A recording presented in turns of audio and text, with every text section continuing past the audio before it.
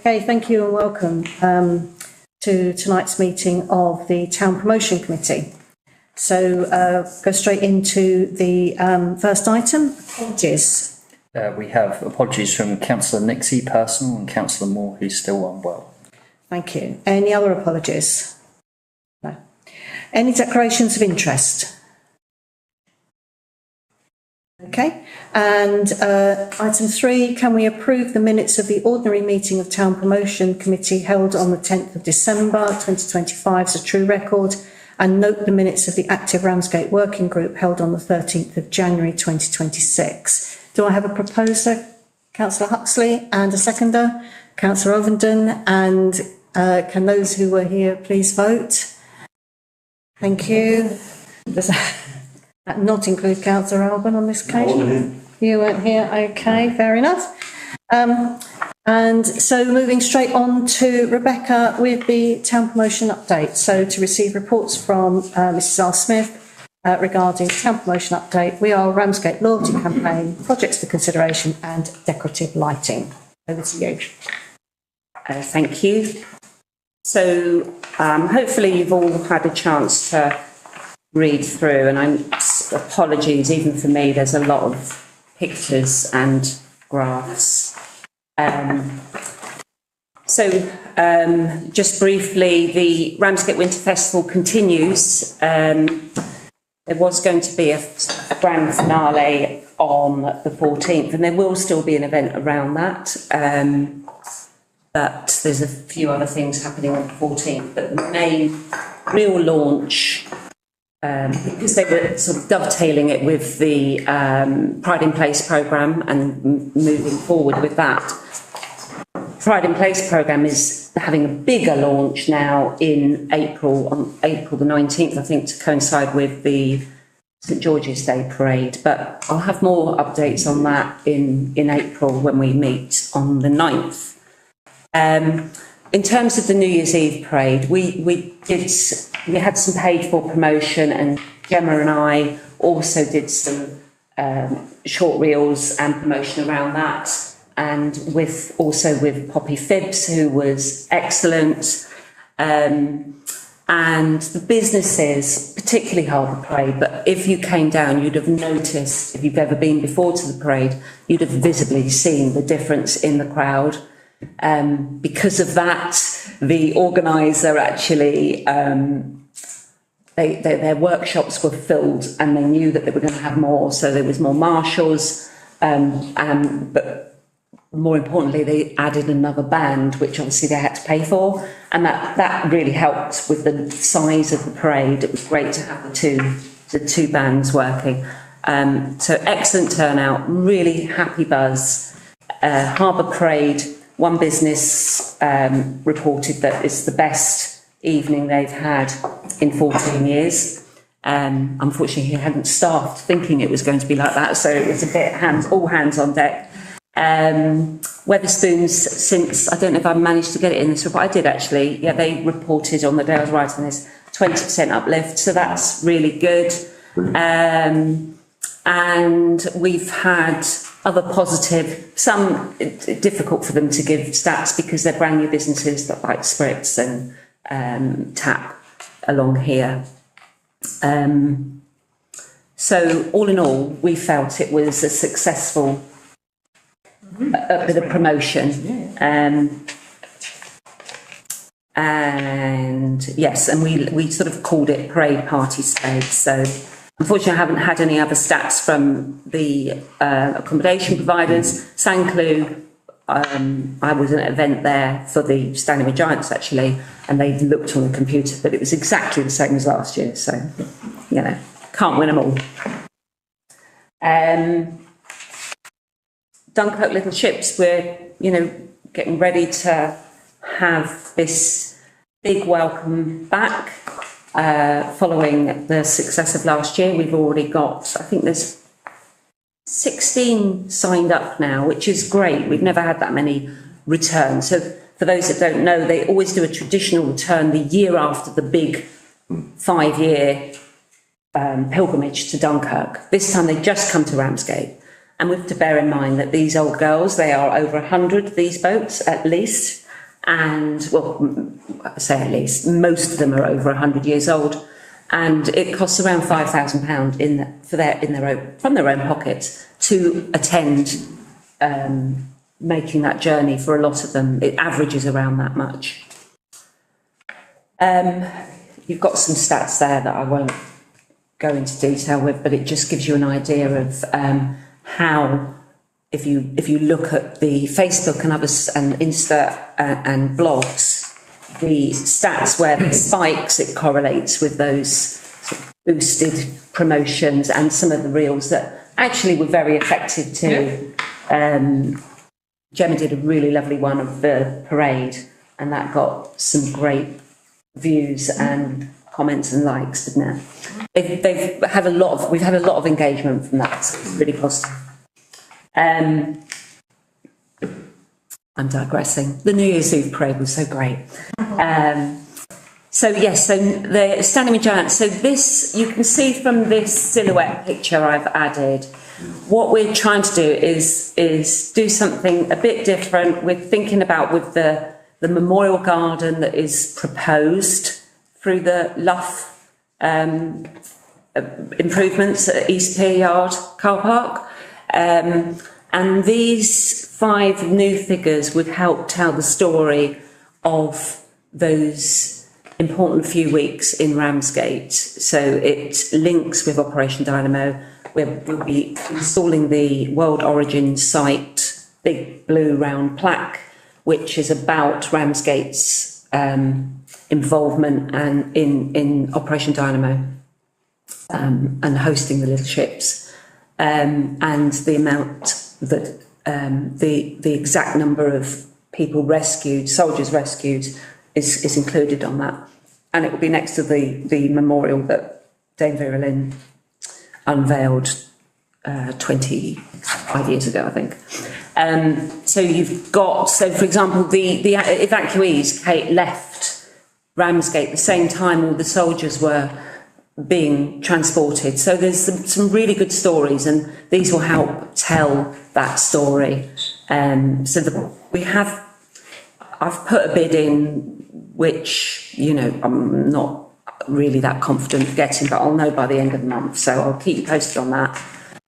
But if I report on it next, it might be making a different proposal.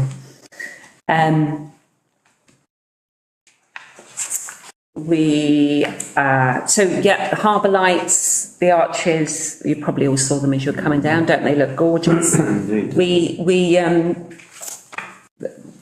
Chris and Dom, the technicians, have worked through really complex programming. They've done a lot of tutorials so that they can program them, and this was a trial.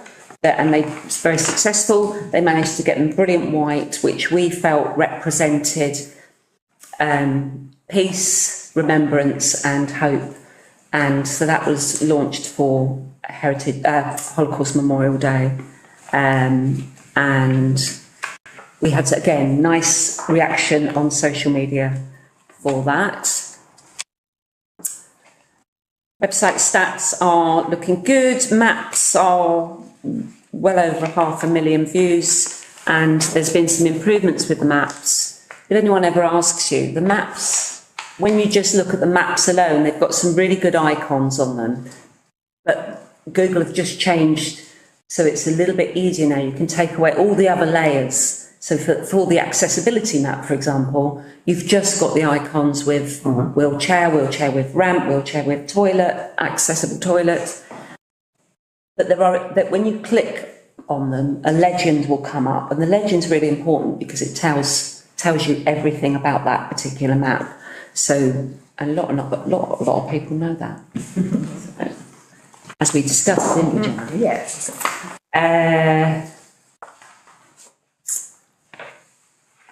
What's on calendars, all going very well. We've now got a complimentary blog for that. So every time it's released, we'll have a blog. So it keeps the homepage on Visit Ramsgate really fresh, and it always has what's happening in the month ahead. Obviously, there's a link there to download with the clickable links for our What's on Ramsgate monthly calendar, but also we have a map, a Google map again, which shows where all those events are that are happening in that month. And that's thanks to Sylvia Ross, who is excellent when it comes to lots of things. She's a Google Maps. And yeah, so the Pride in Place, this is an ongoing, lots of changes happening at the moment because it's moved so quickly and they've got so much data, and they've hit all their targets. The proposal has gone into government, central government, and the next wave is the phase 3, which we are about to enter. And bless you. And can I just say at this point, we had, you were here for it, we had a presentation from the officers at TDC about Pride in Place. Mm-hmm. And one of the things that I think one of the things that I picked up from that was that they're very aware that they had all of the consultations, but then there wasn't the opportunity because of the very, very short timescale set by the government, as is always and has always been the case, to get this application in. You've just mentioned there wasn't the opportunity to go out and reconsult, and I think it's worth noting that, because that's bound to have some comment and feedback from the public. So I think it's just worth throwing in there, and that was a meeting that we had with them weeks ago. And as we sort of go into phase 3, that's about looking at projects and pulling those down, but it will still involve engaging with businesses, with residents. But, Councillor Green here is on the panel, so that's, a great asset for Ramsgate Town Council. And they're doing as much consultation as they can. Yes. Within the timescales they've been given, I think is perhaps the way I should put it. In terms of this new visitor survey, this has just been launched. It should now be live on the Thanet Business website. The link is in this report. But some of the takeaways, and they are different. The last time they did one of these surveys was in 2018. They're quite difficult to arrange and costly because it does involve one-to-ones with actually 1,800 people across the 3 towns, and that's done equally across the 3 towns. And I think the things that I find interesting on it, just to keep this brief, I've bullet pointed them here, but the train travel to Ramsgate has increased significantly. It's almost doubled, which is great, and it's an opportunity for us to develop our relationship with Thanet Tourism as well, but obviously with South Eastern and Stagecoach for that matter. And of course the London market has increased. So, it's pushing that high speed, 70 minutes and all of that. And slightly disappointing outdoor activities and experiences has reduced. Why is that? Because everything else has gone up.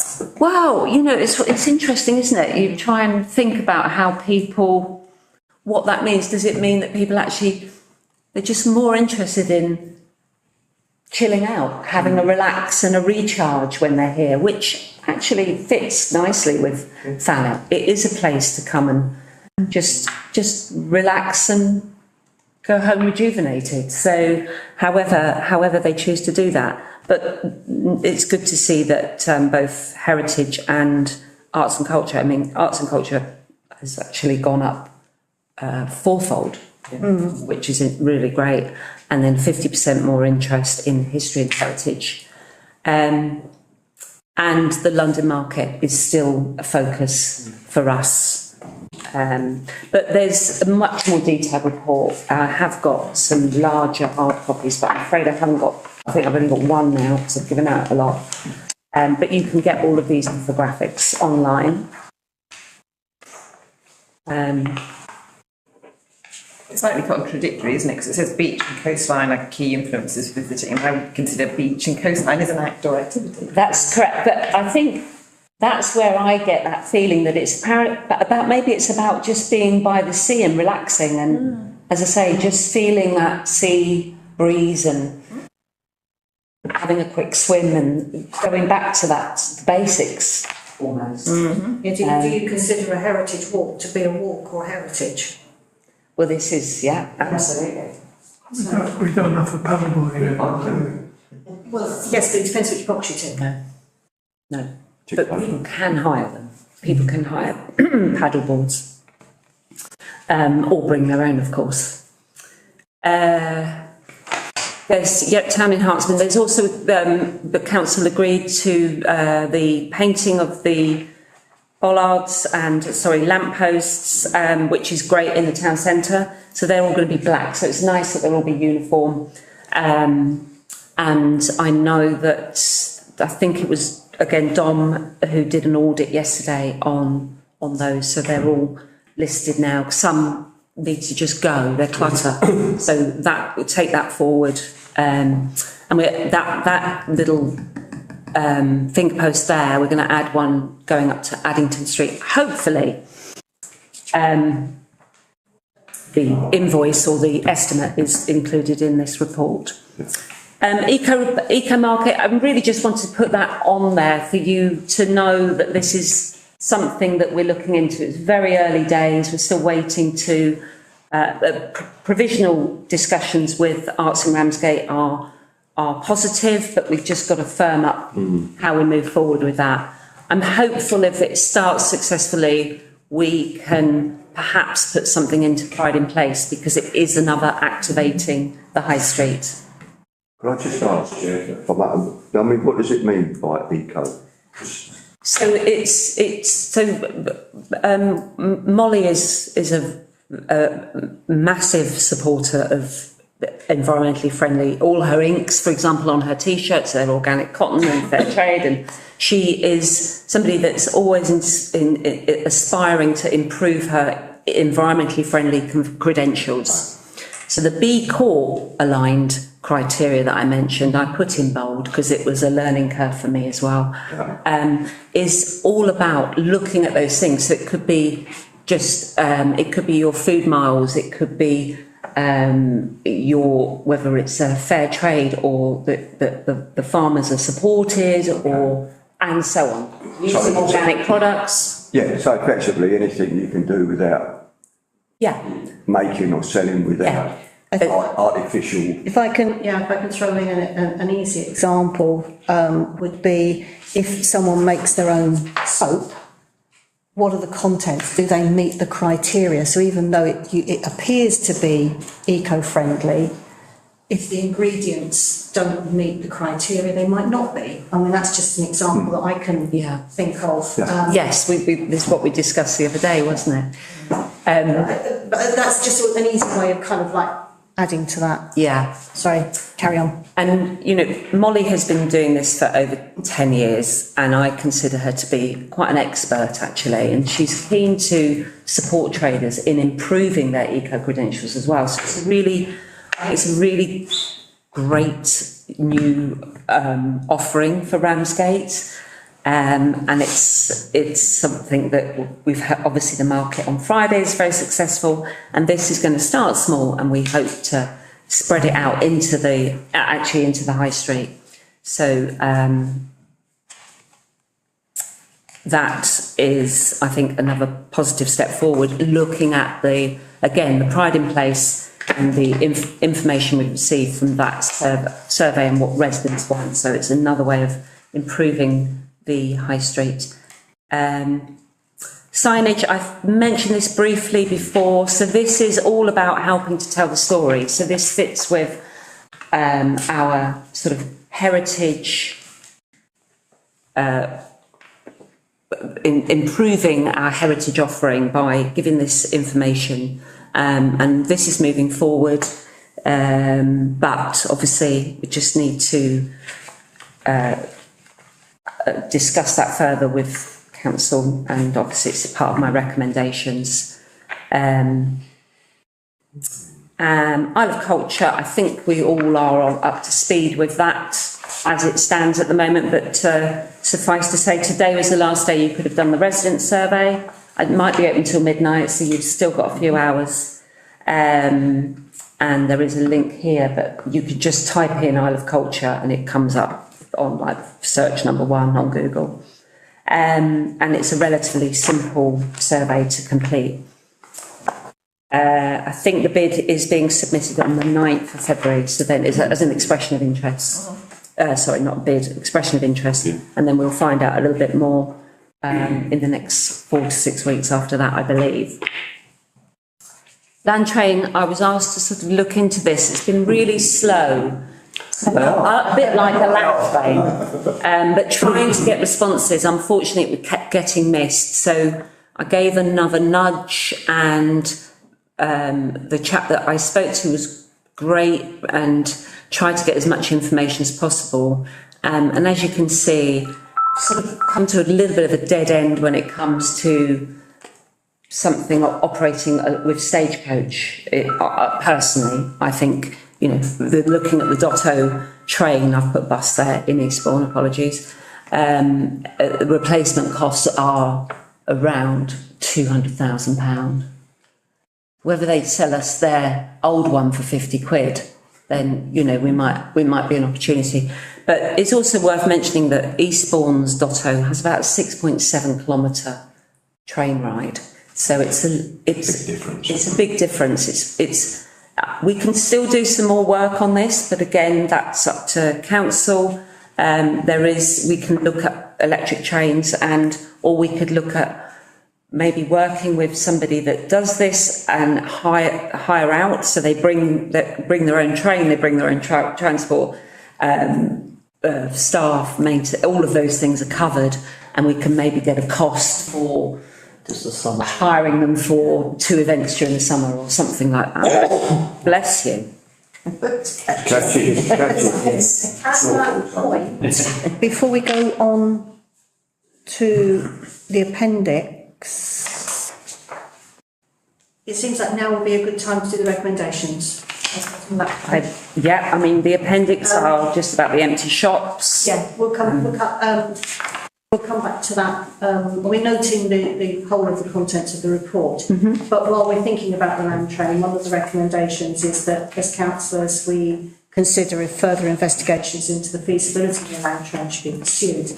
Now, just a quick reminder, this committee did look at the land train originally.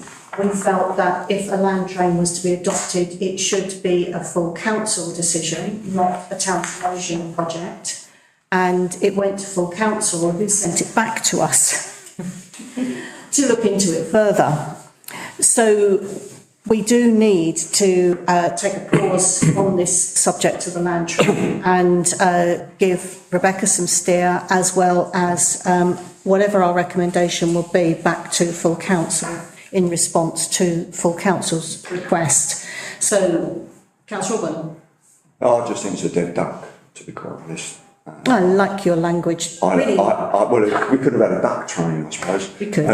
But I just think the money, the cost, it's too much, and also the you know, where it's going to go. If you're going to have a little short ride, it's going to go a tiny ride. It's going to go on there. Councillor Shonk, did you want to add anything? Not really. We've had one in the past. I think if you ever had one, make sure someone owns it and they run it, insure it and everything. And if it's not viable, we haven't lost any money. We've got that on offer. My view is that the cost and in relation to the benefit, it's not feasible. It's a lovely idea, but it's just not it's not something we could operate. It would be too expensive for this council to buy and operate, and Stagecoach have clearly said they don't think it's viable. So I think, I mean, does anyone want to make a proposal? I'll propose that we finish it. We need to go back. We need to do a proposal back to full council. Back to full council and recommendation to full council that we don't support a land train. Yeah, any seconders for that? Councillor Huxley, are we agreed? But I'm agreeing to it. The rest of us in the committee. Yeah, so you've got that. Yep. And then item C is to consider allocating funds for town and harbour improvements. We've done that bit, haven't we? So yes, can we consider and agree that? Well, isn't it to note? No, it's hang on a minute. Subject to member support. Yep. Yeah. So that So an additional arm to the town centre finger post showing Addington Street has been requested and will be supplied by Fitzpatrick Walmer and installed by the technicians. The quote is on the back of this actual page here, as per the quote attached. Subject to member support, that's us. The general project maintenance budget, code 66, could be considered. Does anyone have a view on that? Chair, again, I think we should support that. I think we need to Yep. get all the, as Rebecca said, you know, we go for that paint on all of them, and that's what we should do, and we should have that. Okay, proposed, seconder, thank you. Agreed? Agreed. Thank you. And harbour signage will be for 14 signs, which are estimated at £1,100. Installation of fixings will be undertaken by harbour staff. Subject to member support, the remaining general project maintenance budget, code 66, could be considered as a potential funding source for this project. Do we have any proposers or views on this? Councillor Robin, I'm going to start with Street. let's let someone else do it. I support that. A seconder? I'll second it. Thank you. And the rest of us agreed. Agreed. Thank you. All right. Thank you very much. Sorry, Rebecca, I just felt it was useful to do that before we kind of forgot about it at the end. So now can we'll go on to the empty shops bit. Thank you. So the way the town centre works is it's a very dynamic and fluid. Considering those buildings are so static, we get lots of movement in terms of empty shops and reopening shops. So since writing this report, for example, there's another one about to open in the High Street called Lazy Eye, which is going to be some new artists. We have Minnie May about to open her business, her Minnie May Ceramics, and she's opening in York Street Gallery. Can I just ask, sorry, Chair, can I just ask, is that Sugar Rush?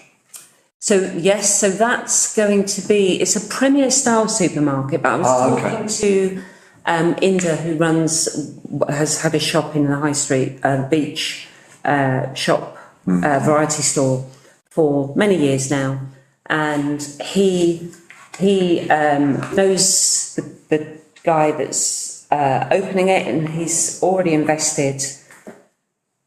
Well, it's about 125 to 200,000, all just on shutters, and then he's got to buy stock. So Is that a franchise? it is, but he has a couple of these shops, I believe, in Thanet. I don't know how much further afield they are.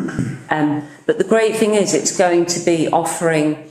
So where you've got sort of your normal couple of different varieties of onions, they're going to be targeting the Asian market as well. So there's going to be like 5 different onions. So anyone that likes to cook decent Asian food, that's going to be the place to go. So it's sort of kind of a little bit of an international feel to it, but it will be a proper supermarket as well. So if you read everything on social media, it is not going to be a giant sweet shop. Just like to. It's an inclusive super. Yeah, it's going to be. I think it's going to be a really good asset and bring lots of people into the high street. So. Do you know whether it will sell alcohol?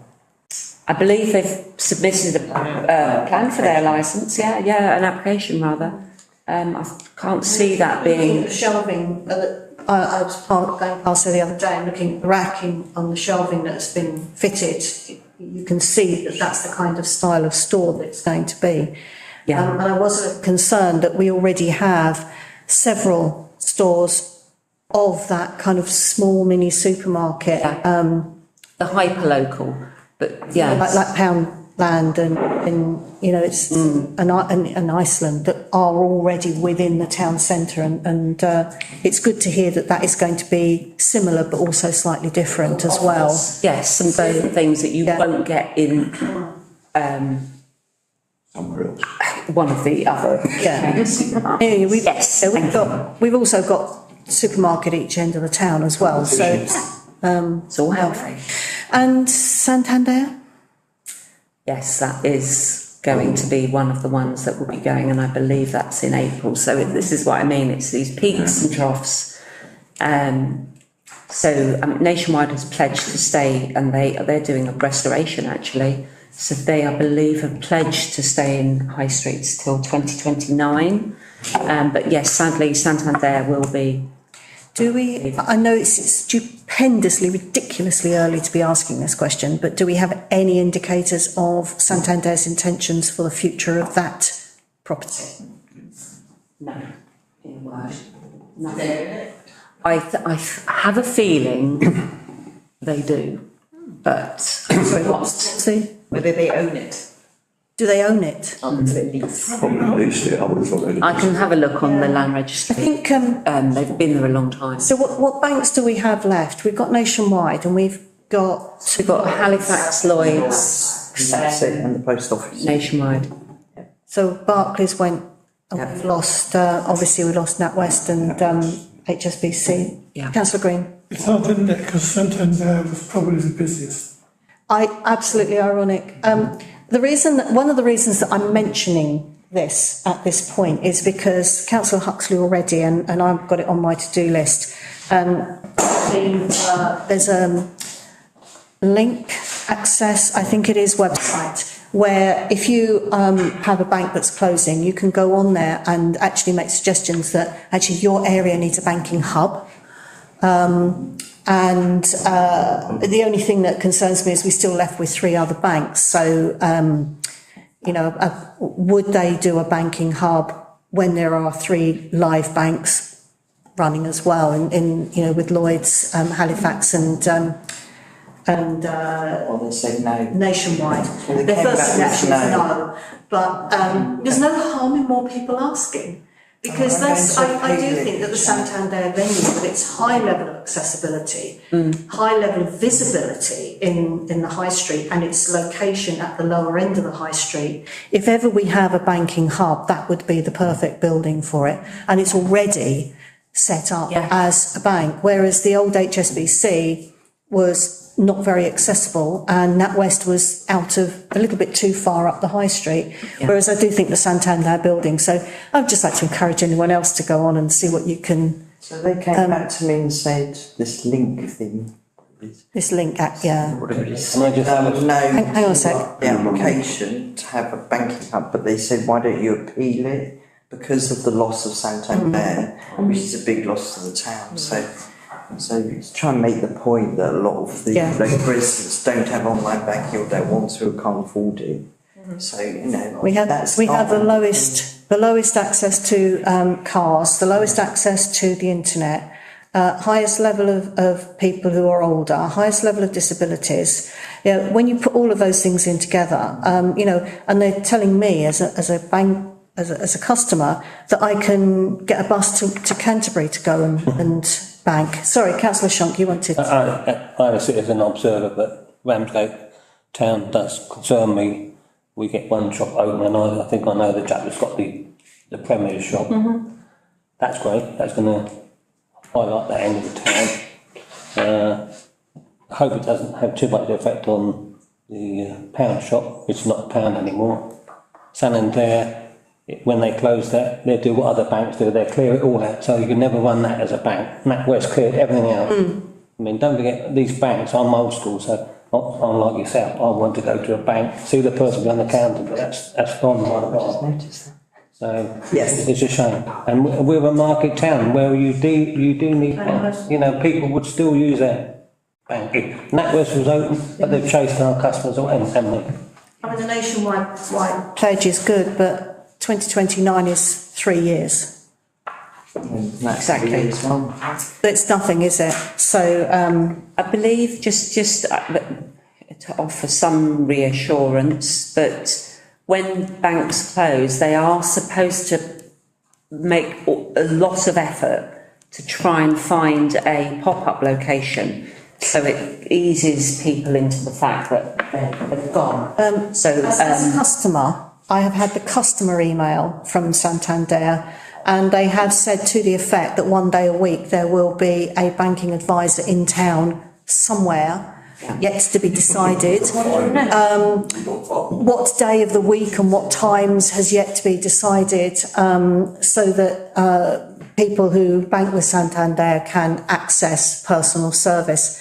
So they are looking at that. But as Councillor Green has just said, it's ironic because, you know, this is actually one of our busiest banks, and I would add that that's happened with similar banks where they've made this offer and then it's been a case of, I'm sorry, we couldn't find a location. And that's despite intervention from which is why we need the banking hub, because that is the location. I think they can just, if they can show that they've made as much a good effort to try and do that, then that's, and then they fail to do that, then that is still meets the criteria of closing. Because you can carry out most banking operations from the post office, but you can't get the advice. No, That's the issue. And in other, Get what, sorry? advice. get the advice. Oh, And in other towns, like I'm thinking of Deal, for instance, Barclays run advice services from the community centre.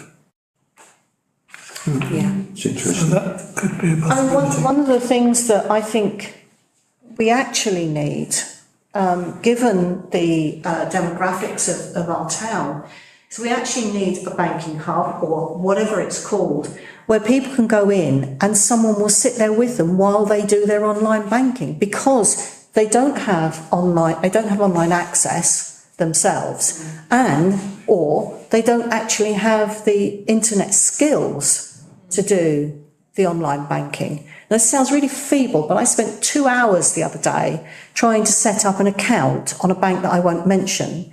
I had to ring them 4 times to their helpline to query the meaning of the criteria. They were only allowed to answer one question at a time. So even though I needed the next question answering, I had to put the phone down and start again.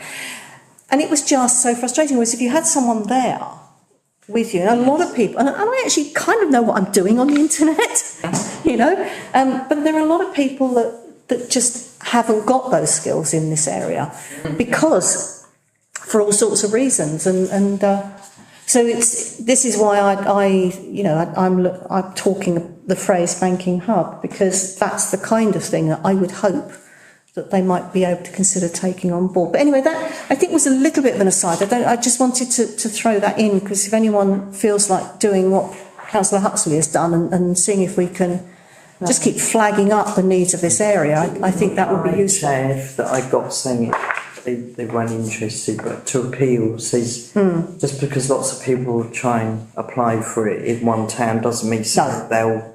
I appreciate that, but it's also, if the more people who do it, is they will come up with other ideas and other thoughts about the reasons for doing it that maybe you and I wouldn't have thought of. So that's partly, I completely agree with you. Numbers alone don't carry any weight. Are you near the end of that? Yes, I'm just going to mention that, so York Street, Minnie May, and also RC Roastery, which stands for remote control, has just opened in the old, and this is both in York Street, in the old Red Cross furniture and electronics store that used to be next to the older Wilco. And it's a really unique space. And it's an independent business, so it's going to be a coffee shop, but it also has sort of adult games with remote controls, and they filled all this sand, like a giant sandpit with diggers, and the kids can dig, and they're going to be doing little things like putting gold in the sand, and the kids find the gold and they can weigh it at the end. So I I like the idea of adult games. Yes, well, they're to be confirmed. I can't release any more information on those at the moment. But I think while we're talking on shops, I think I should mention the dreadful situation that happened on Saturday, which I know it's not in reports, but that's because they're written 10 days in advance. But those last two shops I've just mentioned they've really just got the keys. They've just signed contracts, and this has happened to them in week one.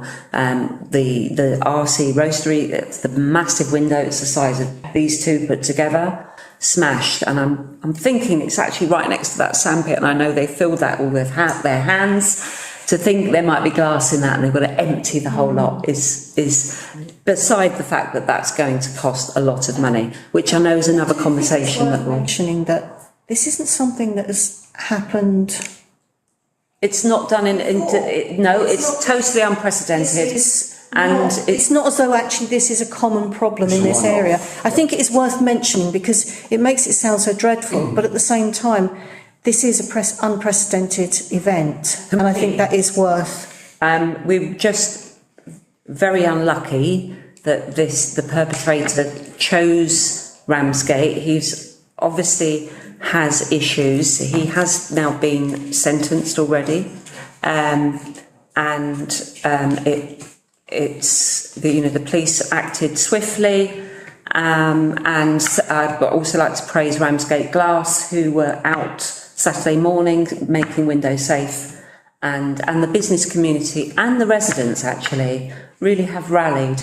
Lots of the businesses I visited yesterday said that they had a really good day on Saturday and felt well supported by the community, which is, I think, rather lovely. Can I just say that when I heard about this on Saturday, and I've already thanked Rebecca for what she did on Saturday, getting everybody together, going round everywhere. I subsequently contacted the MP, been in discussion with the MP about it. I think she's made her own comments on it, and today I talked to Town Clerk on Monday about whether what can we do to support the shops.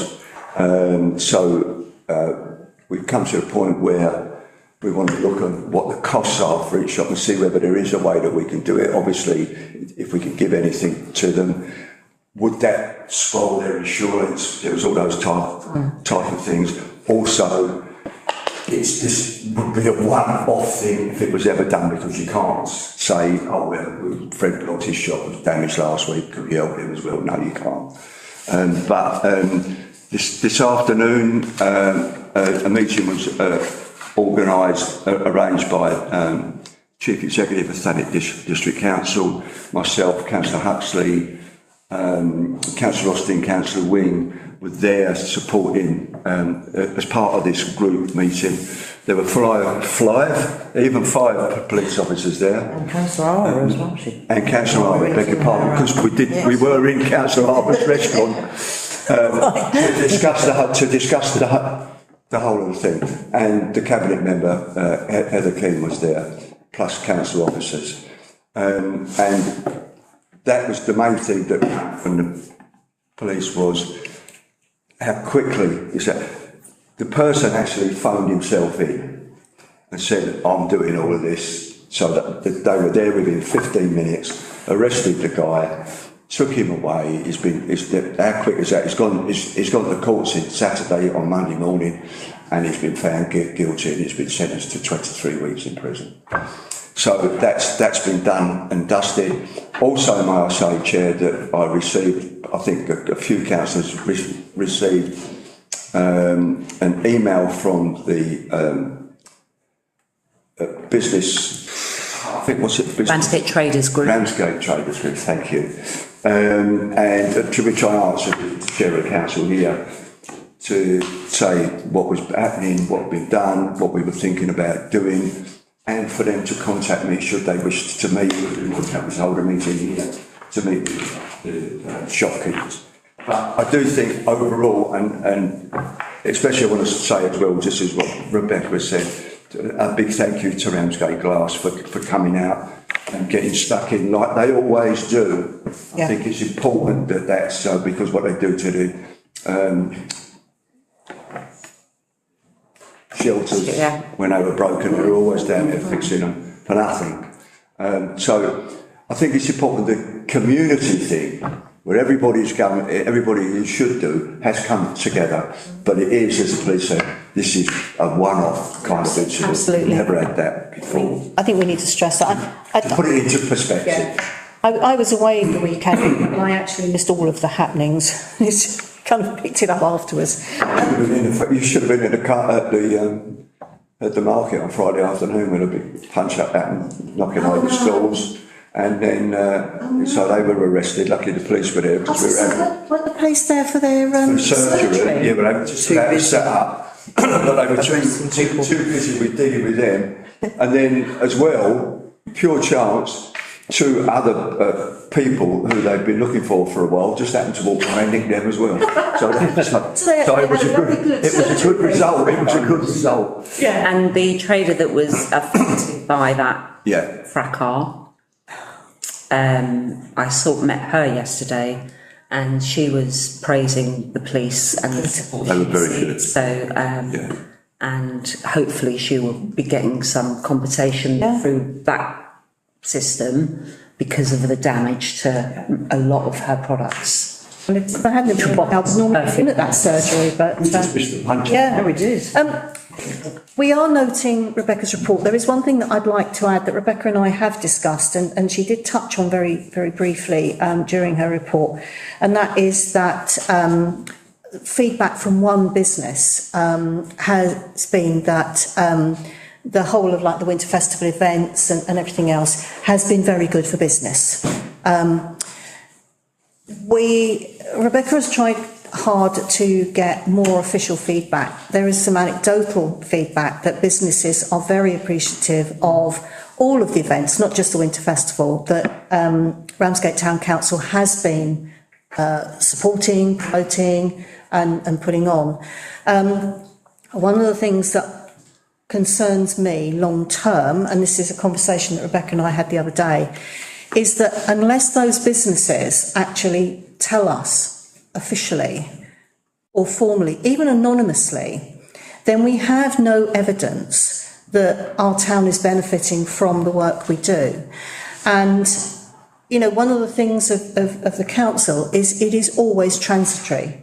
We get elected for 4 years and people move on. It's just one of those things. It's just the way the system works. And I'm concerned that, you know, we don't know who's going to come in, who's going to be councillors in the future, whether it's changes this year, next year or whatever. And we really need, if we are to evidence and to continue the work that we've built up as this committee, and Rebecca's been in full-time post now for years. I've been the chair of town promotion for something like about 5 years. When I look back at what we've done in that time and what has been achieved, I think we need to find a way of getting these businesses to actually say, anonymously, I'm happy with anonymous, that doesn't matter. Because I do know that back in 2015, the incoming council then cancelled the Active Ramsgate project, which is one of the things that we have continued, because there was no evidence of its worth. And it then became apparent that there had been evidence of its worth, but it just wasn't there. And so I don't want to see the same thing happen again in a year, 5 years, or whatever it is. And we need some way of an ongoing way of encouraging. Now, I'm quite happy to go out door knocking and harangue people to answer surveys because I do that for a living. But if anyone else wants to be a part of thinking about how we approach that, then it's something Rebecca and I are going to be discussing further in the near future. Councillor Green. The Pride in Place people have that information. Why don't you get them to collate it for you? Is that so useful? Well, be using visitor insights, so that's about footfall, which of course, generally you can think, well, that's going to increase, obviously improve the economy during those events. It doesn't always translate. Late night shopping, I've mentioned in here, is a good example of that. People love being there, but it doesn't necessarily translate into lots more sales for the businesses per hour that they're open extra. That's a kind of a unique one because it's often very much weather related. But they've done a lot of consultation with businesses. I think the kind of Yes, I thing think we're specifically thinking about events and how that impacts alongside an event.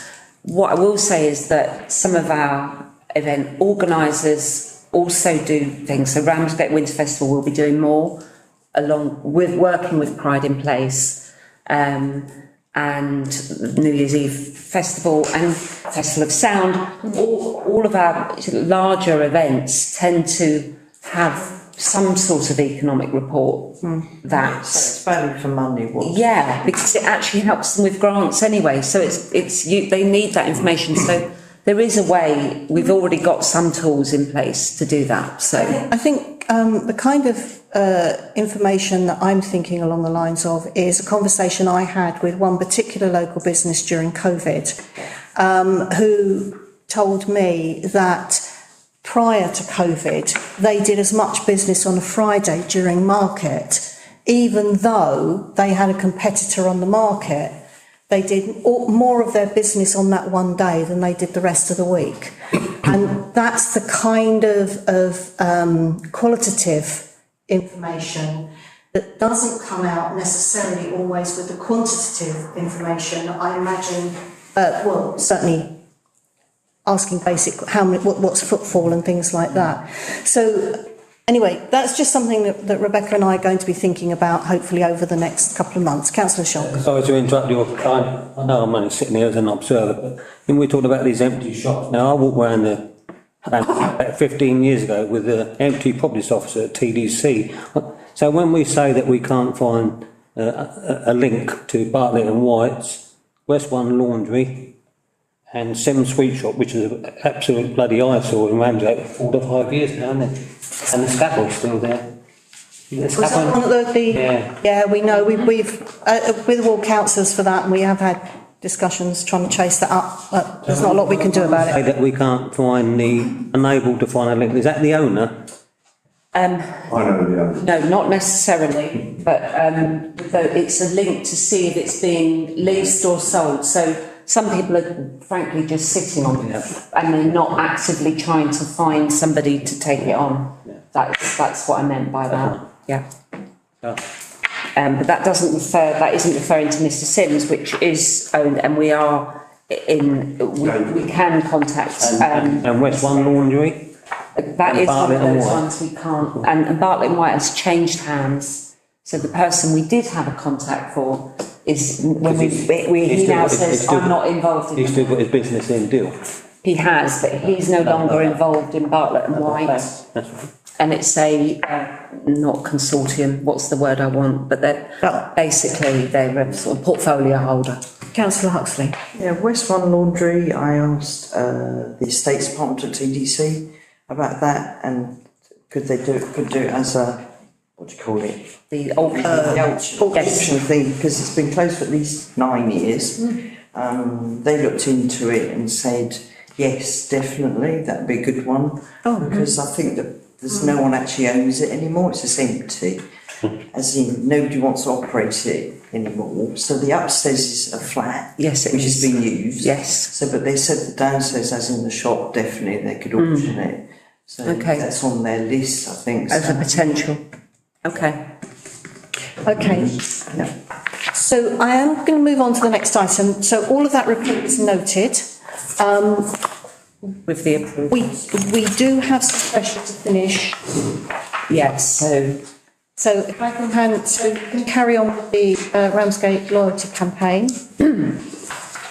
So this segues nicely in from the talking about the town centre and Pride in Place. So we all know that the surveys initial surveys from Pride in Place show that we want to see a lively high street. People want to support the town centre, and this felt like a great opportunity. Obviously, at the time we thought there was going to be the big launch for the next phase of Pride in Place, but it's still a good opportunity to do this, because launching this campaign on Valentine's Day, it is because we love Ramsgate.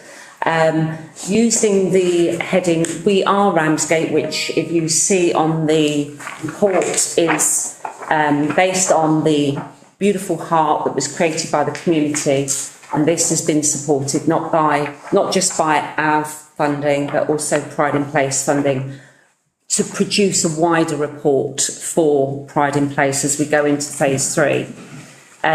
So using that sort of strapline, and then thinking about the fact that this is the first year of Ramsgate's going to start to receive this £20 million. So the initial campaign I wanted to talk to you about was a loyalty campaign. So unlike all the utility and mobile phone providers, Ramsgate supports loyalty. So it's 20 for Ramsgate, so it's a sort of nod to that 20 million, and to help get that message out that this is happening in Ramsgate and we're all part of the decision-making process. And this is an opportunity for people to come back into town. They'll basically have a loyalty card, and they go to, let's say they go to Potters and purchase something, and Potters will stamp the loyalty card. Anything over £5, they get a stamp, and so then they go to the bakery, they might go to the florist, they might go and get a haircut. Once on that 4th stamp, the business will say, "Marvellous, you've done your 4 stamps, here's a loyalty pin." And it's basically the start of a campaign that it's very intentionally low barrier. It's not costing businesses anything.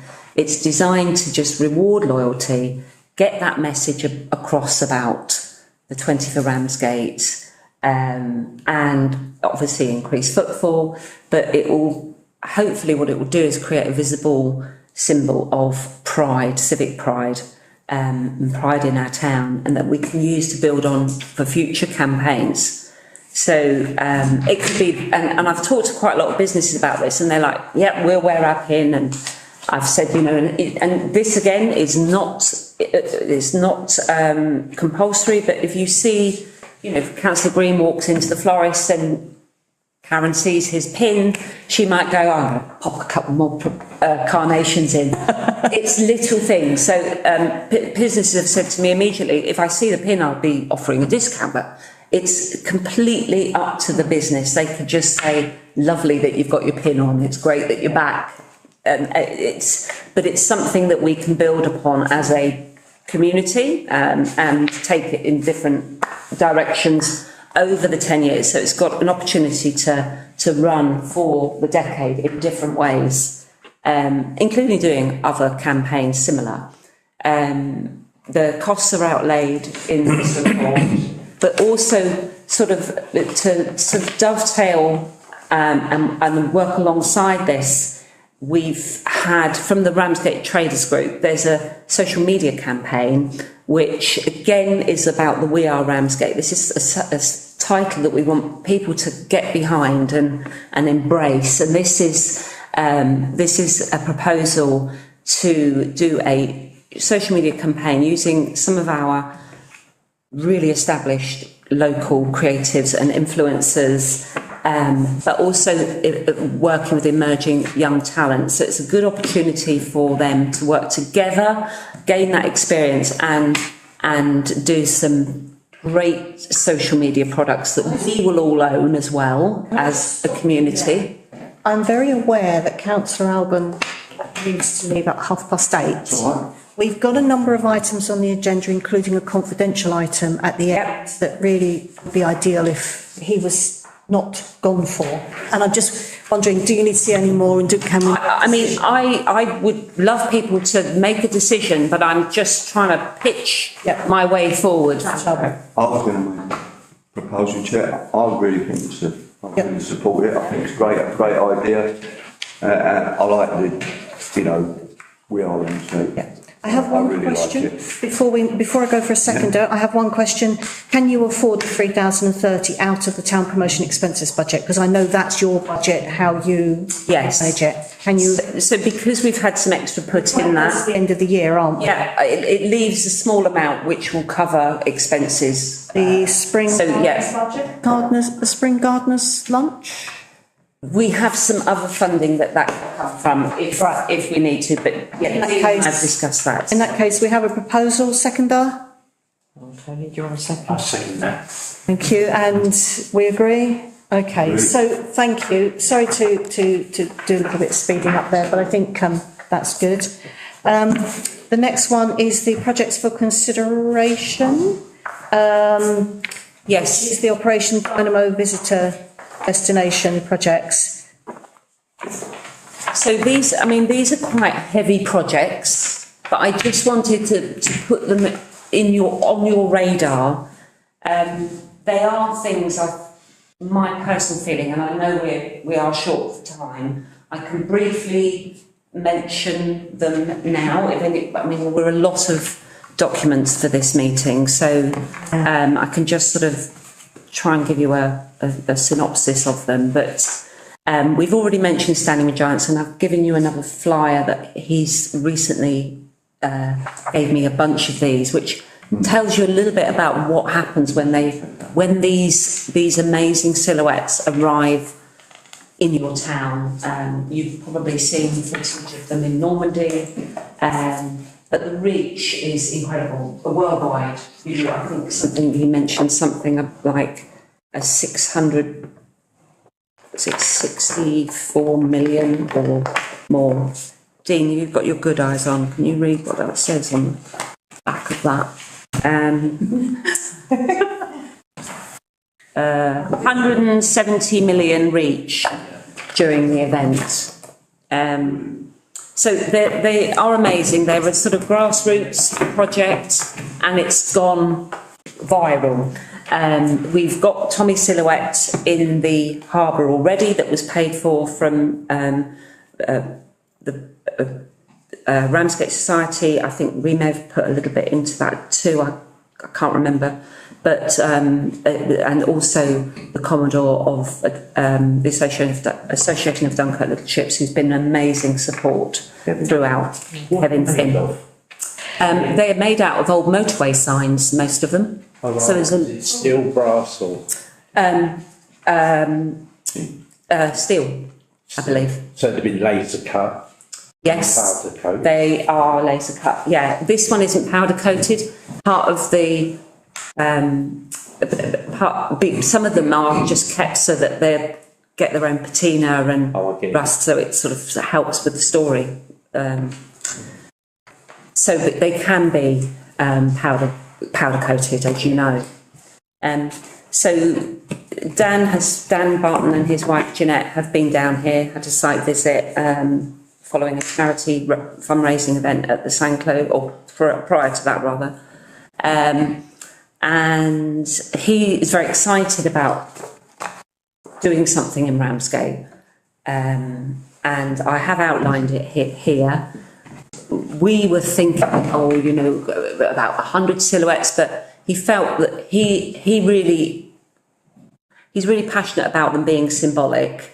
And because there were 338,226, I believe, soldiers rescued throughout the three Operation Dynamo, Cycle and Aerial, he feels that it's important to use that figure, represent that figure with the amount of silhouettes. So hence the 338. Where are you going to put them all? All around the harbour. Which the harbour master was there for this meeting, and he already has. He's on board. Yeah. I'm going. Not on a little ship. We'll talk about that next. I'm going to. So I just want to stop. I just want to split the recommendations, if I may, so we're thinking of one thing at a time. So the recommendations at the end of these two items are to note the two projects outlined above and to discuss how Ramsgate Town Council might support these opportunities. So can we do the first one first? Rebecca, how do you have any suggestions as to how Ramsgate Town Council could support the Standing with Giants initiative? I note that you've got, it requires a combination of sponsorship, external funding and potential council support. Now, and obviously TDC, the Harbour Master has already been in discussion, so there would need to be TDC, it's not is it estates? Pardon, sorry? Does the harbour come under estates? No. No, it doesn't, does it? No, it's under itself. It's under itself, yeah. So it would have to obviously be approved by, officially by TDC as well. Not necessarily, it could be just to do with the Harbour Master. Well, although the director would be fully involved. I would, yes, yeah, exactly. So it's a temporary installation. It would potentially be for 6 weeks. And the idea obviously is that it will coincide with our Operation Dynamo. Do we keep them? Sorry, Chair. Do we keep those? No. So this, yeah. That's I think where we would store them. Yeah, and they have to be modified. I mean, he has a team of volunteers and some paid staff, but they have to get them here by truck, and in this case they may involve some leg sawing, which then all have to be re-welded. It's an amazing feat, but pardon the pun.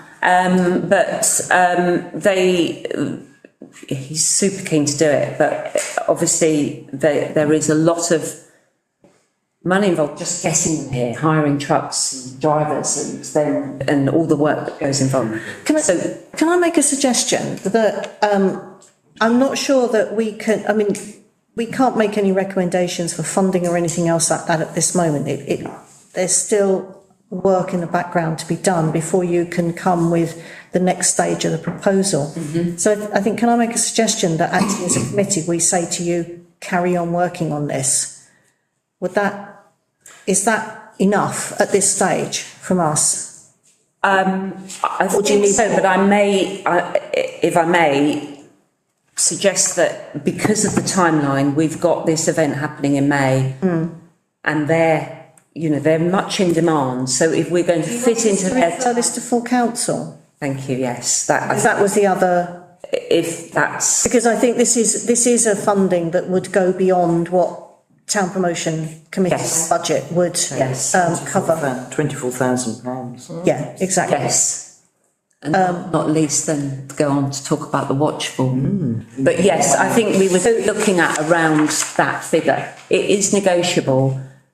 I've already had quite lengthy discussions with him about this. But so I think from our point of view is that we support what you're doing here. We like what you're doing here, but because of the funding level, we need to refer this to full council in order to make the decision because of the funding implications. Indeed. Is everyone else happy with that? Very, yeah. Yeah. Okay. So the Watchful, if we're okay to... Yes. So the Watchful is another opportunity that's just sort of, and this again is off the back of our very successful event last year, where they received such a warm welcome in Ramsgate. First time Watchful has been back to Ramsgate since 1940. So she's currently owned by Mr. and Mrs. Beasley, who are both, they're in their late 70s and early 80s, and have spent in excess of 100,000 on her in the last 10 years. She was rescued, I believe, from a local MP up there. She's got an amazing story, this boat, but I won't bore you. Well, it's not boring at all. I won't take up any more of your time talking about that bit.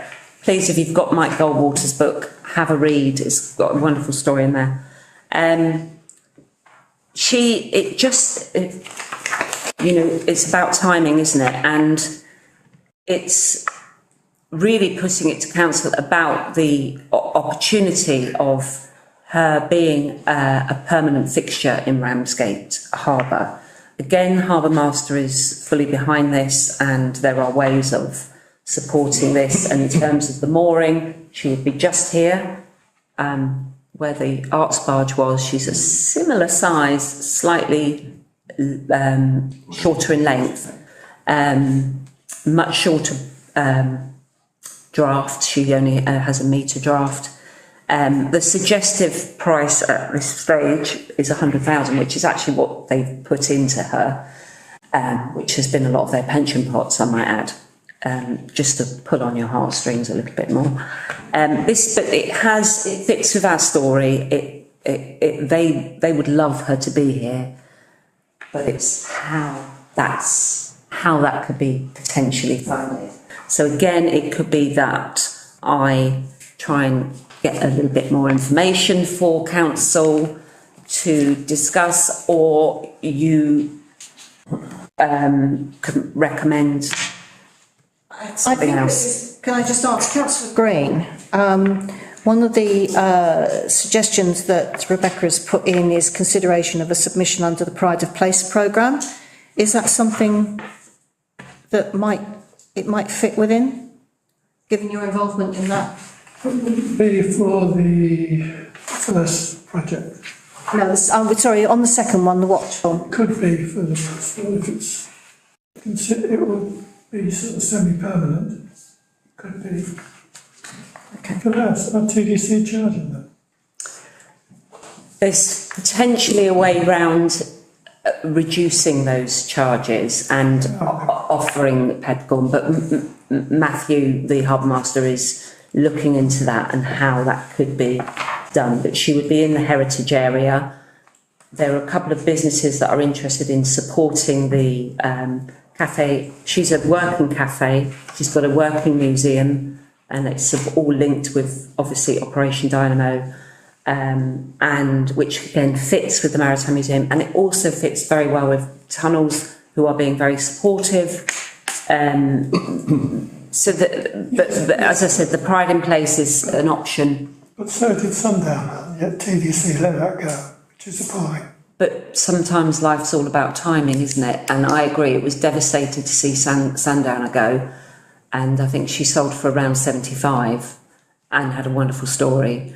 But I think the stars might be more aligned for this to be successful. It also it can sort of wipe its face if they do start having, and they will have to charge mooring fees. But she is an event space. She is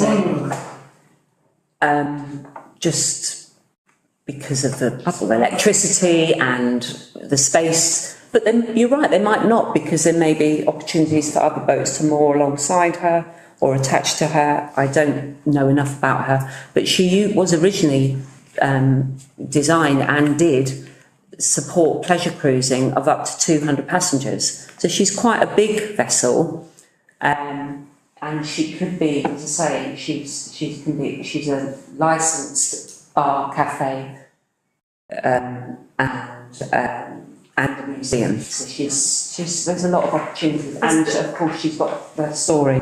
Okay, I have Councillor Alban, you indicated you wanted to speak, and then Councillor. I need to say that I think it would be lovely, wouldn't it? It would be lovely to have, but I think you've got to look at the cost for this council, and maybe we could support it in other ways. Maybe I don't know, but anywhere if it can go to the Pride Place. Whether the board will accept that or not, I really don't know. But I think it's possibly a way forward, and we should, investigate it. The only other question: this isn't urgent, is it? No. It's something I can report back on. There isn't the time constraints that we've got with the May. So in that case, then we can progress and see how far we get with it, can't we? Councillor Shonk. Yeah, like I say, as an observer, remember when we had the P22, that was Heritage Corner, and we had 28 days of a cheaper rate. After that, they pay £10,000 a year. It's a shame really, because that corner is always empty. If we had vessels like this one, you'd have those amount of people to come and look at the art barge. Well, that charged. I mean, that was there a long time, wasn't it? Yes, It was. I think it was. I mean, What happened to it? Did they actually sink it in the end?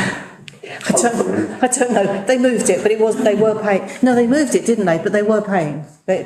People were concerned it was free.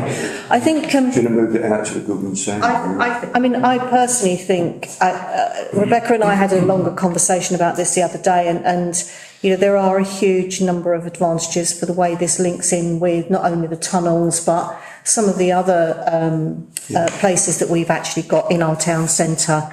And it will fit in very well with what we've already got, and we'll expand upon it.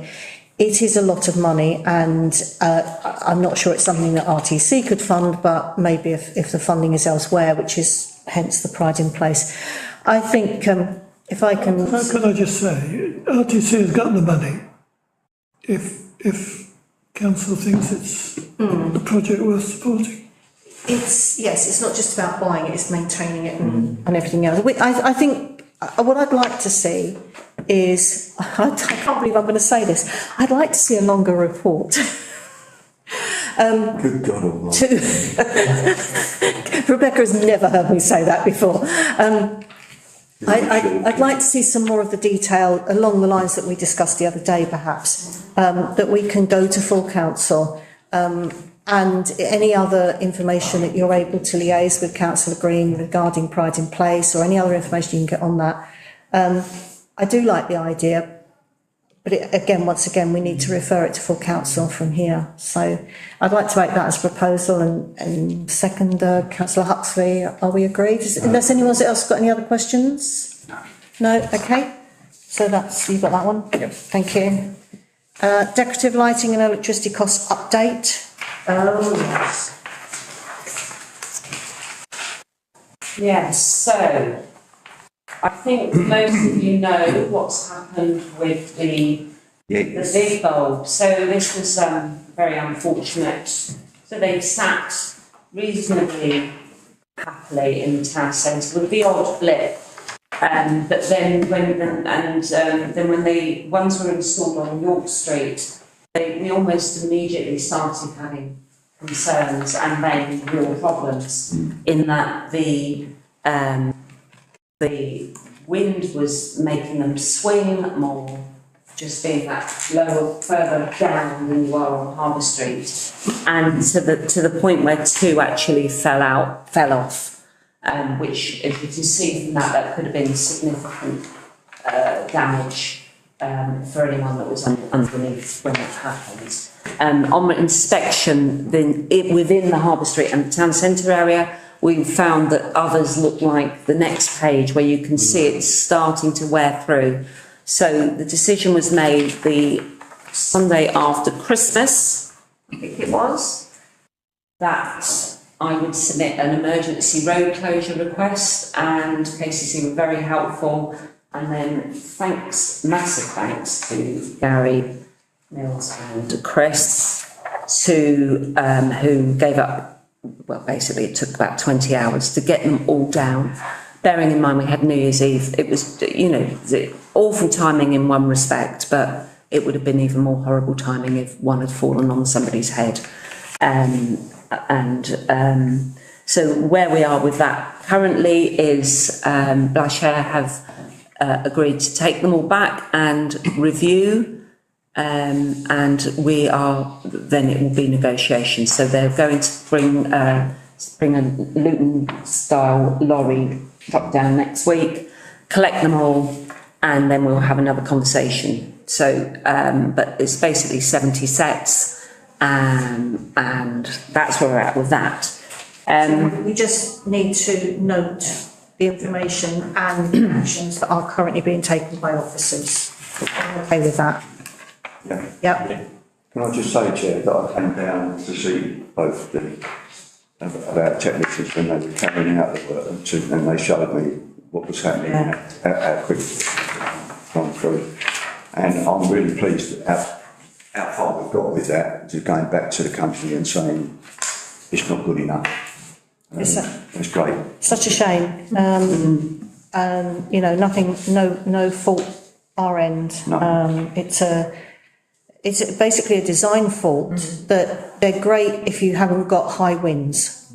This is what we feel is the main problem. The main problem is how windy. Potentially that there's a softer alloy, one's a softer alloy, so you've got D-ring, which they supply, and that wear has caused them to erode to quite significantly, and to the point where they've, yeah. Okay, Peter Pepper. So the next problem, the lights that keep on giving. So I don't think I've had a report without feeder pillar being mentioned for some time.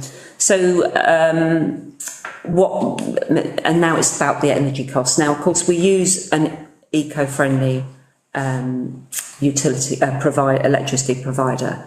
So that obviously increases the costs to some degree. And we have had the lights on for quite a lot, but the prices are higher than anticipated. And we've actually just done we're in discussions with Ecotricity about this. I'm afraid I think that they're reasonably accurate, their estimates, so this is what we've got. But this is when we were running them, I believe, Dean can correct me here, but I think it was when we were running them 24 hours a day. We're now running them for 10, and that's going to keep reducing.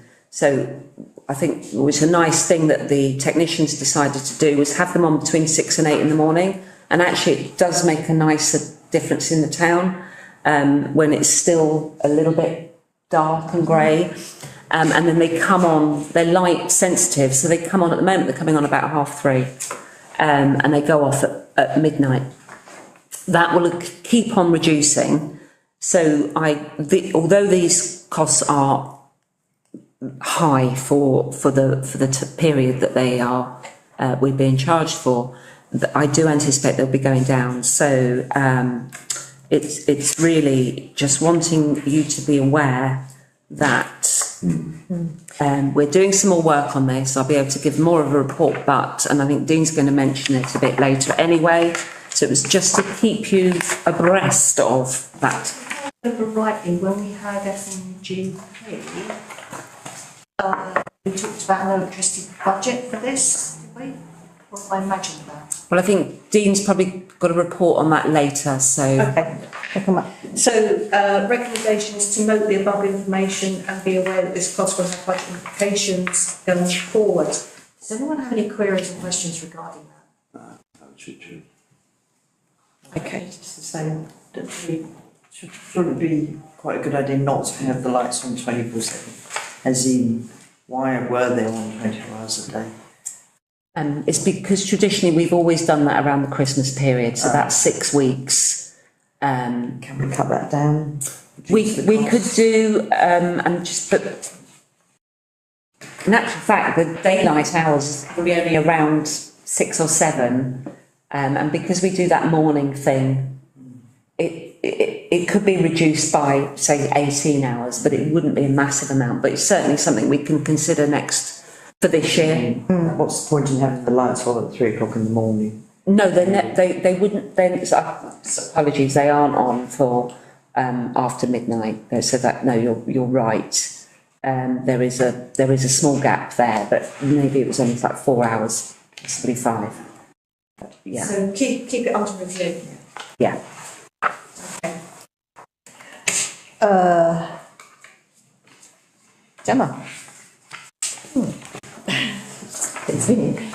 Hi everybody. Well, as you may recall, my main focus has been on brochure. Came up in our active Ramsgate meeting. So I've had now 2 meetings with the original designer, Jules Big, and because it's going to include active, heritage and culture, it's going to be a bit bigger. So we originally were looking at 20 pages. Seawood very kindly did a mock-up. So this is the 28 page, and it's the same weight. It doesn't feel too much, I don't know if you want to have a little feel. It may end up being 24. Jules has given me a mapped out 28-page guide online. I need to populate that, so it's up to me to now get the images and write her. It's going to be fun. But I think for me, when you look at the original brochure and it has just Visit Ramsgate, it's really small, I think, on there. And it's also got the little train at the bottom, which is really small. And I think those are two selling points. We should have the name bigger, and the fact the train is such a, easily reachable within 70 minutes, whatever. So what we call it on the front, other than, Visit Ramsgate in, blazing colours, I'm not sure, but we're going to update the menu inside as well to reflect culture. Heritage is a sort of funny thing, isn't it? Because how do you describe heritage? But I think in the introduction, a bit like we have on the website, you just give a context of what the incredible heritage that we have here. The Royal Harbour. Yes. Etc. Yes, exactly. Yeah. And embed that in the description, and then say, but we've also got all the other elements. We've got the restaurants, we've got the wonderful pubs, we've got the artists, etc., etc. So that's my big project. And we've also been back to, as you will see from Dean's report, we've got the costings on it to go up to those number of pages. I've been hassling a couple of people that my predecessor was working with. Coppard Digital is one of them. They are on board and did all the work last year to do digital marketing. But I want to see them and just kind of say, are you going to change it a bit? Because now it's got two other things. So that's me. Because you've got to go. Sorry. It's all right. Yeah, just for the record, we do remain quorate, even though Councillor Orwell is leaving. So this committee is still quorate, even though we're now losing Councillor Albon for the. Sorry about this, Chair. No problem. So, sorry, we've had an unusually long agenda. Thank you. Thank you. Sorry, carry on. So that's my focus at the moment, which is going back to Coppard, because I'd like to know how they're going to diversify the plans that they had for the online digital marketing now that it's not just active, and also the company I visit who distribute. I've been chasing them to get the updated figures, also because we were going to reduce the number. We had 75,000 done before. We thought 50,000 would probably be enough. Because at the end of the day, it's a nice little brochure, but we are really trying to send people to the online opportunities as well. It's not exactly a catch-all, but so that's, I'm just chasing for the updated budgets from iVisit, and also to find out what Coppard are doing, because they've already been paid. So I will work on that, and also maybe, Rebecca suggested we pull some of the other photos we had from the Heritage Historic England book. It's now in my bag. It was in that bookcase. So I think the pictures that we had in our original brochure, I don't know that Tony's got it, is there's a lot of pictures in there, which I think they're lovely, but I think sometimes when you've got too many pictures, it takes away from the impact of a couple of two really good ones, the money shot. So I think a nice balance of text and photos is what I'm going to be aiming for. And as you say on the front, make the logos bigger, more recognisable. Because this company I visit send it to, I think there's various parts of Sussex and London, and the people just the adventure. I think they need to know adventure where. Okay. Anything else? No? Okay. Any questions?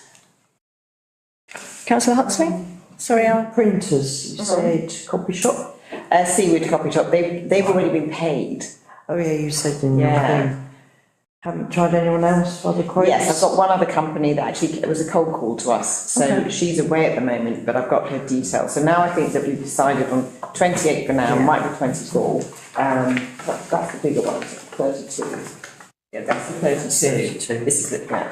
So you want to do 28? I think 28, we might get away with 24, because the other consideration is how many you could fit in the dispenser. That's true, this is actually, it's quite large. Yeah, it is. And it's probably easier. I think so. Yeah, but it's good.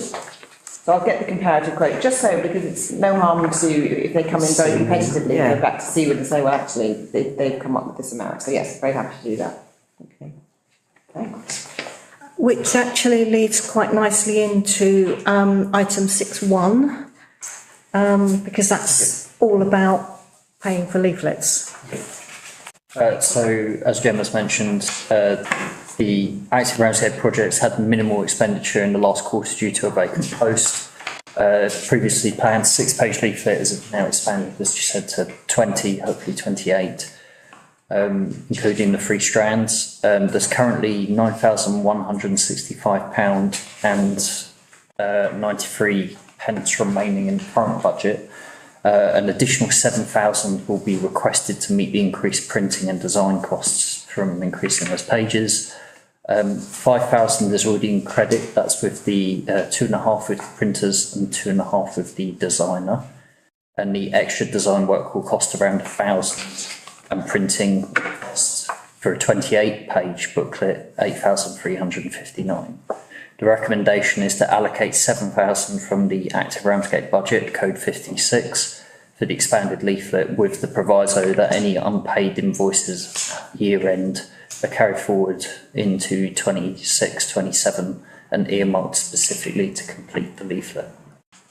Can I just add to that as a reminder? I'll come back to you in a moment, Councillor Green. Just as a reminder, we were in a very similar sort of position at the tail end of the last financial year, as we had, as Simon had set aside a certain amount of money to pay for leaflets that were only being printed in March, and the invoices coming in March. So we have a thing with Active Ramsgate that, or with this part of it, in that the leaflets are needed at the tail end of the year, and there was this panic for, will we get everything done out of this budget? So this is very, very similar scenario to last year, that we need to ensure that the money that is currently left in the budget is available to pay for the leaflets, and should we get to the end of the financial year and all of the work has not been completed and the money spent, that we're able to still access that funds from this year's budget, even if we're a bit late paying them. Does that kind of what we talked about? Yes. Recap. Sorry, Councillor Green. You know the booklet that we produce that goes to every house? The Dean coordinates our pages. Yes, the Dean coordinates our pages for. Have you thought of using something like that for this and have it supported by adverts? I think it's, do you want me? Well, are you talking about having a community ad or having content that we use for community ad? No, using the community ad magazine paperweight and style for this instead of the one that's going around. I think it's a good idea.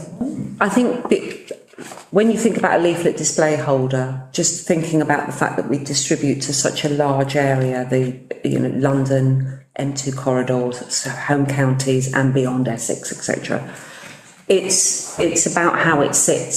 So we've got a leaflet display. If you look at them, very few of them are sort of A5 size, which I think community A5 is A5, yeah. Also, this has to last around a year in different locations, and the quality of the paper and things like that. They also do the same thing. I'm just suggesting that it perhaps could be supported by adverts. I think the problem is because it's going to somewhere else, and advertising Ramsgate Glass, for example, it could advertise restaurants like we did with the Ramsgate Rocks, which had a very local distribution. And it's certainly something to look at, but I think because we want to get this done... And the sort of people that want to start up pickleboarding or might support the page. Personally, I think for this year, because it's something that's sort of been on the back burner for so long, it's exciting that we're going to have it, but it's definitely something that's worth considering. But honing in on things like having a couple of active, whether it's tennis or if we get, pickleball or paddleball, the new one, those sort of things, if it's surf fire. Even bowls or croquet clubs. Absolutely. Pong. and restaurants, accommodation. But for this one, I think we just want to get the product done, see how it looks as a 24 or 28 pager. Hopefully by the next meeting. Thinking about it, that was all. Yeah, But it is a good future. idea because culture taps into, you know, dining, and certain of the advertisers in the community ad could fit Yeah. well along that. And it offers experiences like, you know, Seabird might have one of their cocktail masterclasses or, you know, look of it. So it definitely is something to consider. But it's about the pages as well and how many we feel we need. I'm going to speed this up because we do still have a deadline of 9 o'clock anyway. So I think we stay with what you're already designing for this year. But I would say that my experience of town promotion is that reviewing our literature and our leaflets is an ongoing process, and what we do next year may or not be different according to how successful these are this year. Okay. If everyone's happy, I'd like to propose that the recommendation is agreed, seconded and agreed. Are you okay with that? Thank you. We now come to the electricity costs. I was right, I was just premature. So as Rebecca's mentioned, the new decorative lighting's been, now has a registered meter and has started generating bills. The estimated annual electricity cost is £8,000. That's based on the current usage of having the lights on like most of the time, though reduced operating hours may lower this. There's also meter supplies at the moment in York Street and Queen Street, so they may create additional costs in the future. Town promotion budgets are projected to underspend approximately 9,000, which could be carried forward to meet these electricity costs.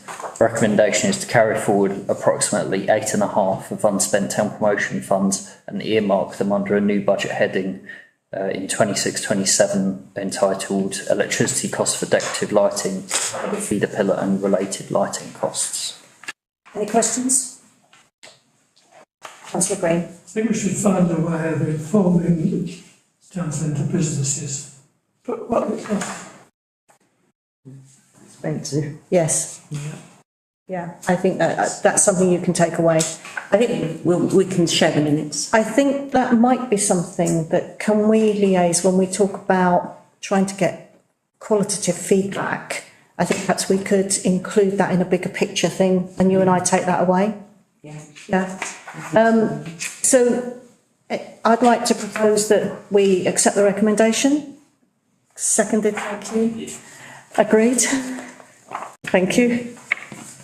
And then the last item for Dean is, oh no, it's not actually, the penultimate item for Dean. Yep. You've got the last one as well, is the anchor funding summary.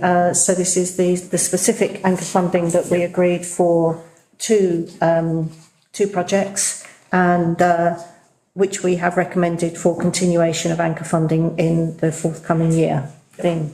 Yep, so as the Chair stated, the anchor funding was granted for Mr Ramsgate organisation 3,500, and for GB Carnival to Ramsgate Carnival 6,000, and they had set conditions with those.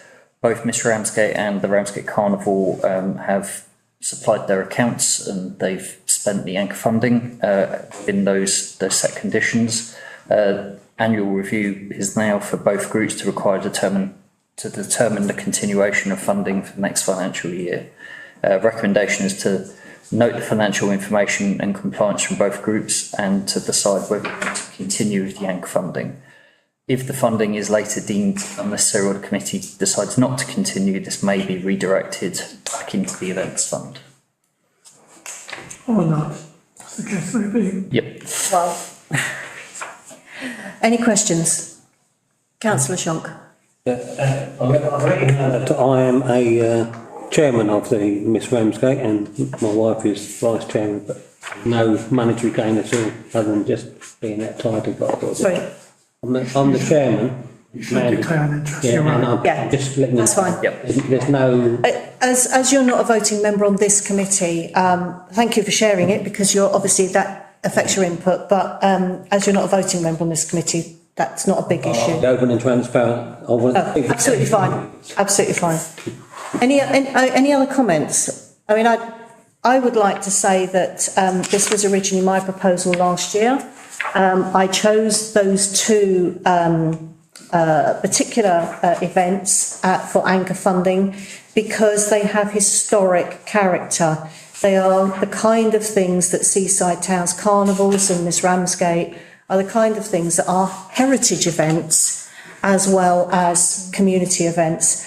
And the purpose of anchor funding, just to remind everyone, is that it enables those groups to go out and get other funding. If they've already got a set funding from one organisation, it makes it easier to get more funding from other organisations. And so it was to support both of those as heritage events in getting other funding elsewhere if they chose to do it. And so I believe it's been successful. I'd like to continue it, and I certainly support the recommendation to do so. Always it has been that if for any reason either of those events decided to no longer operate, then the money, basically this funding has come out of the events fund. And if it wasn't, the anchor funding wasn't being used for these two particular events, then my view was always that it was a part of the events fund.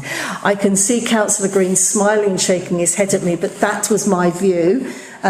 Because last year I took it out of what I would otherwise have been putting into the events fund. Councillor Green, would you like to add to that? No, I mean, it would be a decision of council. Yes, I mean, I would hope very much that because these are events, that if there was any reason that this anchor funding was cancelled, then that money would go back into the events fund, and that's what I would very, very much hope. I presume the other councillors, Chair, if they had another recommendation for another organisation to be an anchor fund, we could propose that. We could, and again, if we were to consider other events in the future for anchor funding, then similarly, I would expect that to be pretty chosen out of what we already have as the events fund on that basis. I think the point is that these two are budgeted for. Yes. These two are? Budgeted for. Yes, yeah. So are we committee to decide on, so to note the information and committee to decide on the continuation of the anchor funding for these two groups, making a recommendation to full council for the next financial year. Want me to propose that? Well, I'd like it not to be me, but I've already made my propose those recommendation in that we continue the anchor funding. Note 2, yes. And we recommend continuation to full council for next year. So I'll second that. Nice second. Oh, you second it and I'll vote for it. Thank you. Right, okay, thank you very much. So, item 7, it is recommended that under the Public Bodies Admissions to Meetings Act 1960, as extended by section 100A4 of the Local Government Act 1972, the public and accredited representatives of the press be excluded from the meeting for the following items of business on the grounds that they involve the likely disclosure of exempt information as defined in Part 1 of Schedule 12A of the Local Government Act 1972 by virtue of the paragraph specified against the item. Can I have a proposer and a seconder? Councillor Huxley, Councillor Ovenden, and I will agree. So at this point,